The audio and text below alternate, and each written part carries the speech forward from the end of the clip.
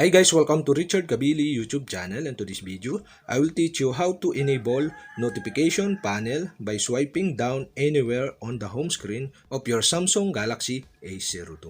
And okay guys, you'll have to do is press and hold on a screen to see the home screen settings below. Okay, go to home screen settings. And okay guys, here in home screen settings, okay, you can see below the swipe down for notification panel.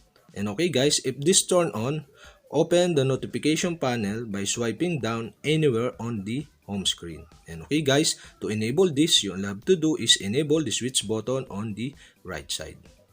And okay guys, we have successfully enabled the swipe down for notification panel. And okay guys, we can try it. Okay, go back to home screen. And now, you can slide or swiping down anywhere on the home screen to see the notification panel. Okay? And okay guys, we have successfully enabled the swipe down for notification panel on your Samsung Galaxy A02. And okay guys, if you have a question, kindly comment below. And don't forget to hit the subscribe button and the bell to notify you if I have new videos. Okay guys, thank you for watching.